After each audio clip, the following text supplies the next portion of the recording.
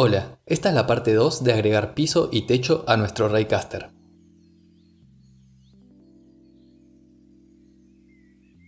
Vamos a comenzar con algunas observaciones. Lo que vamos a estar haciendo, o lo que ya hicimos, dependiendo de cómo texturizaron las paredes, es renderizado por software. Lo pueden encontrar en inglés como software rendering. Esto quiere decir que dibujamos en la pantalla píxel por píxel, utilizando exclusivamente el CPU. Al no utilizar la placa de video, esto es lento y no escala bien a altas resoluciones. Voy a hablar más sobre esto al final del video. Hablemos de nuestras herramientas. Ya que estamos simulando un espacio tridimensional, podemos utilizar las siguientes perspectivas para poder obtener la información que necesitamos. Actualmente tenemos la pantalla, la vista del mundo de juego y la vista del lado del jugador, que todavía nunca la usamos.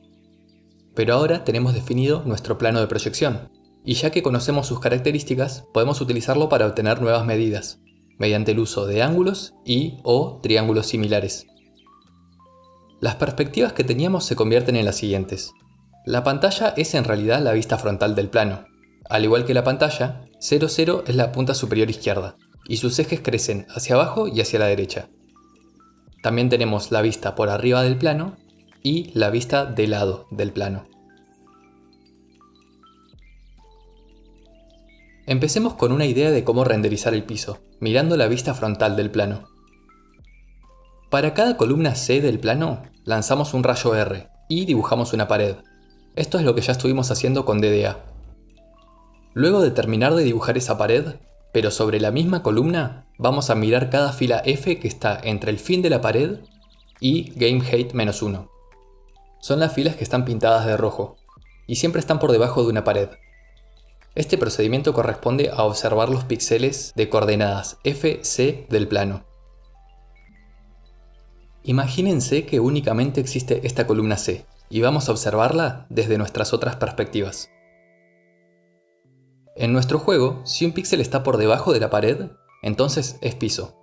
Sabiendo esto, y mirando desde la perspectiva de lado, si lanzamos rayos desde el jugador a través de cada uno de los píxeles del plano correspondientes a cada F, podemos asegurar que van a tocar el piso del mundo, en un punto Q. Si lo miramos desde arriba, a lo largo del rayo R asociado a la columna C, se van a cruzar varios puntos Q, uno por cada F. Luego, una vez determinamos el punto Q en el mundo, asociado a esta columna y a una de estas filas, obtenemos el píxel de su textura, mediante el mismo procedimiento que utilizamos para las paredes, y lo dibujamos en el plano. ¿Cómo obtenemos las posiciones Q en el mundo de juego? Empecemos mirándolo desde arriba. Tenemos el punto Q buscado, el cual corta en algún momento al rayo R enviado desde el jugador P. El jugador mira hacia un ángulo alfa, y el rayo tiene su propio ángulo beta, relativo a alfa. Recordemos que, mediante propiedades trigonométricas del círculo unitario, podemos obtener vectores de dirección unitarios. Tenemos el que indica hacia dónde está mirando el jugador, al que llamamos dir, y también el respectivo vector unitario para el rayo R, al que llamamos dir-R. Una vez dicho esto, ¿cómo encontramos Q? Bueno, podríamos encontrar Q si le sumamos a P un vector Q-ray. Pero ahora la pregunta se vuelve, ¿cómo obtenemos Q-ray? Q-ray tiene la misma dirección y sentido que el vector R, por lo que sabemos que es una escala del mismo. Además, tenemos la versión unitaria de R, que era dir-R, por lo que obtener Q-ray se traduce a escalar dir-R por la norma de Q-ray. Tenemos otra pregunta, ¿cómo obtenemos la norma de Q-ray? Vamos a dibujar un triángulo rectángulo imaginario, donde el módulo de Q-ray va a ser la longitud de la hipotenusa, con el fin de poder conseguir este valor. Como estamos viendo esto desde una perspectiva desde arriba, el punto R representaría qué tan lejos, en profundidad, está el punto Q de P.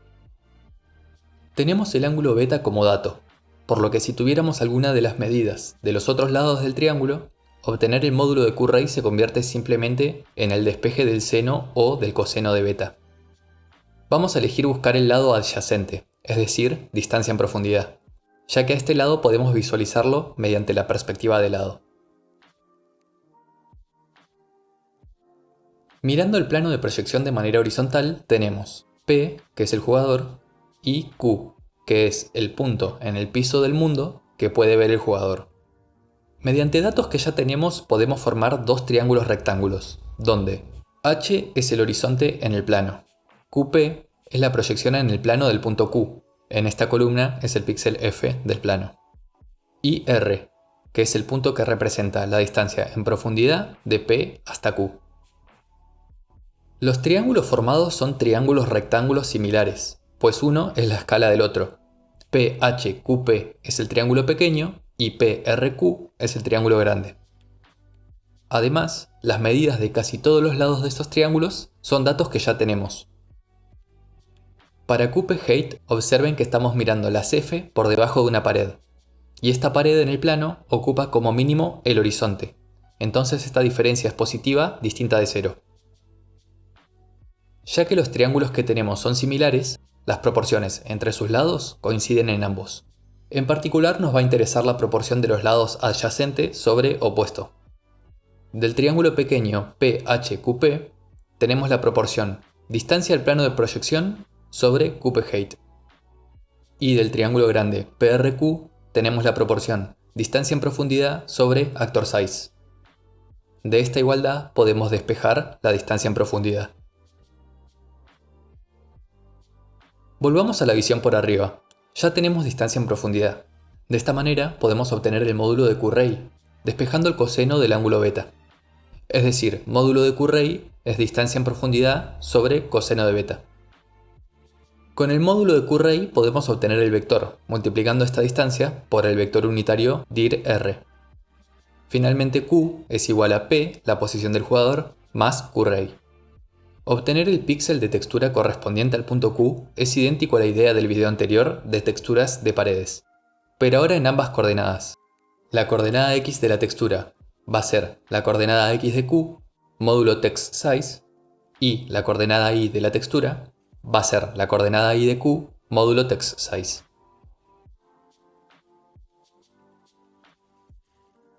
Repasemos todo lo que hicimos. Para cada columna C del plano, lanzamos un rayo mediante DDA y dibujamos una pared. Esta pared va a estar dibujada desde wall start hasta wall end. Inmediatamente después de dibujar la pared, miramos los píxeles por debajo de la misma, es decir, las filas F desde wall end más 1 hasta el alto del plano. Para cada una de estas filas F, obtenemos la distancia en profundidad. Luego, con este dato, obtenemos la distancia hasta Q. Con esta distancia hasta Q, obtenemos las coordenadas del punto Q, y con este punto Q obtenemos el píxel de la textura correspondiente. Una vez tenemos el píxel de la textura correspondiente, lo dibujamos en el píxel de la coordenada FC del plano. Bueno, una vez explicado todo esto, vamos a implementarlo. Algunas variables las llamé diferente cuando codié esto porque primero lo codié y después hice la presentación. Inmediatamente después de renderizar la pared, en el mismo código del Raycaster hacemos un for, para iterar sobre las filas por debajo de la pared. Luego obtenemos la distancia en profundidad, que acá la llamé perp distance q,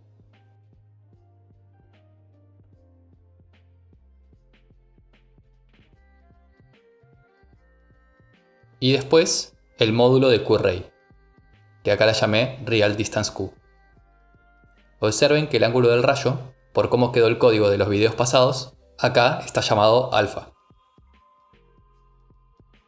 Para obtener las coordenadas del punto Q, necesitamos el vector unitario del rayo. Nosotros lo habíamos calculado para texturar las paredes y ya lo tenemos definido como dir_rx y dir_ray. Desde Q obtenemos las coordenadas del píxel de textura correspondiente y dibujamos este píxel de textura en la coordenada FC del plano. Acá, como única textura, voy a utilizar el bloque de ladrillos de Minecraft. Como podemos ver, todo el piso está cubierto correctamente en perspectiva. Observen que, debido a que las paredes están renderizadas exactamente en la mitad de la pantalla, el espacio que queda libre desde el fin de la pared hacia la parte de abajo del plano es la misma distancia que hay desde arriba de una pared hasta la parte superior del plano. Por lo que si reflejamos cómo dibujamos el piso, podemos texturar el techo.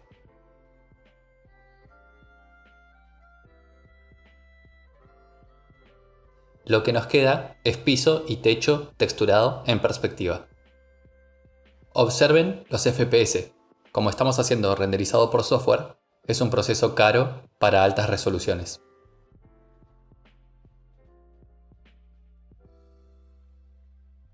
Ya tenemos nuestro texturado de pisos y techos. Vamos a aprovechar y definir dos mapas nuevos, uno para el piso y otro para el techo, para que podamos ver diferentes texturas. Estos mapas tienen que tener las mismas dimensiones del mapa original. Antes de renderizar el piso, chequeamos a qué tile del mapa corresponde el punto Q. Y según la información de nuestro nuevo mapa, dibujamos la textura correspondiente.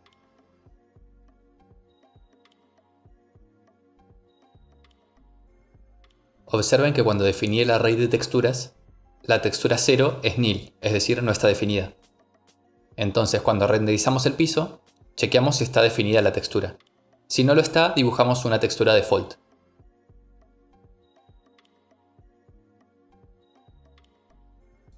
Y ahora podemos ver diferentes texturas según cómo definimos nuestro mapa de piso. Voy a reducir la cantidad de rayos y así reducir la resolución y así aumenten un poco los FPS. Ahora hagamos lo mismo para nuestros techos. Vamos a renderizar la textura según nuestro nuevo mapa de techos. La única diferencia va a ser que vamos a chequear si la textura está definida.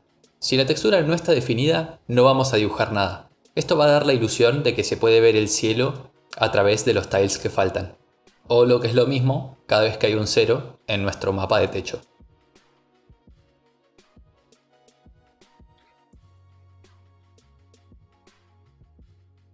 Lo primero que vamos a notar va a ser que parece que hay un bug donde el píxel inmediatamente abajo y arriba de una pared están mal renderizados. Esto es debido a que cuando calculamos el tamaño de la pared, redondeamos para abajo. Como solución, podemos simplemente redondearlo para arriba y sumarle 1 por las dudas. Y ahora queda bien renderizado.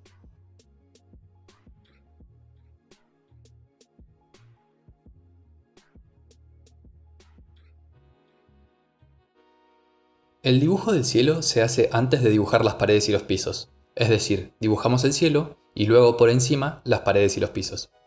Aprovechando que no podemos mirar hacia arriba ni hacia abajo, podemos utilizar la técnica de parallax scrolling para simular cielos. Vamos a desplazar la imagen según el ángulo del jugador, de manera de acompañar la ilusión de rotación. Los números importantes son los siguientes. El incremento por ángulo es el ancho de la imagen dividido la longitud de un círculo completo en radianes, es decir, 2π. La posición de la imagen va a ser el ángulo alfa del jugador multiplicado por el incremento por ángulo. Para que lupee, utilizamos la operación módulo por el ancho de la imagen. Renderizamos otra imagen igual a la izquierda de esta, con las mismas propiedades de lupeo, para que no se vea el fondo negro cuando el desplazamiento supere el tamaño del plano. Vamos a dibujar el cielo. Primero cargamos la imagen y definimos como variables el ancho de la imagen y el incremento por ángulo.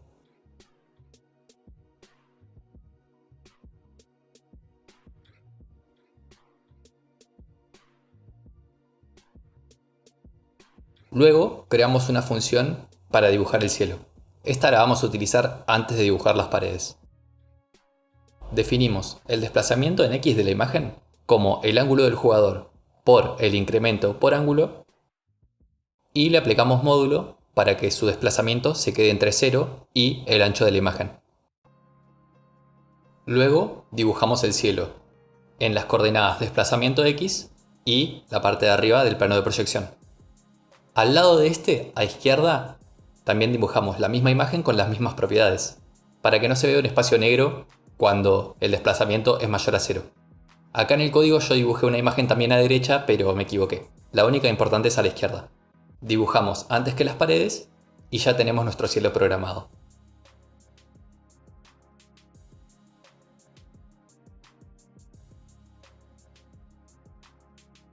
Finalmente, unas notas finales. Renderizar pisos, más techos, más paredes es iterar por cada píxel del plano de proyección, por lo que no escala bien a resoluciones altas. Al ser renderizado por software, hay muchos factores que empiezan a tener peso en términos de velocidad, que son ajenos a la teoría, como por ejemplo, en dónde estamos implementando. Yo estoy implementando en Lua sobre Love 2D, pero capaz que el mismo código implementado en C++ sobre SDL termina siendo más rápido. O cómo lo estamos implementando. Yo estoy usando quads para los píxeles. Quizá dibujar todos los colores sobre un image array y luego pasarlo a pantalla termina siendo más rápido. Pero no tiene sentido profundizar en estos tecnicismos. Lo que quiero que se lleven es cómo funciona teóricamente este método de renderizar pisos. Algunas posibles optimizaciones. No texturar, como hacía Wolfenstein 3D, que no tenía ni pisos ni techos texturados. O texturizar únicamente uno de los dos.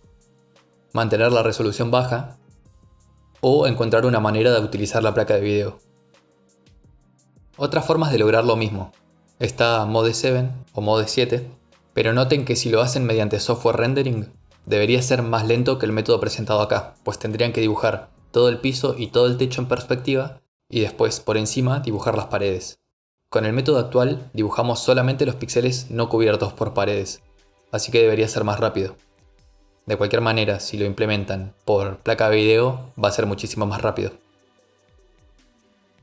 También pueden programar un shader, que al utilizar la placa de video va a ser muchísimo más rápido, pero esto ya es otro tipo de complejidad. Y bueno, eso fue todo. No quería que se haga tan largo el video, pero fue lo que me salió. Si les gustó el video, no olviden darle like y suscribirse. También toquen la campanita si les interesa escucharme hablando de otras cosas random. Espero que les haya gustado. Nos estamos viendo.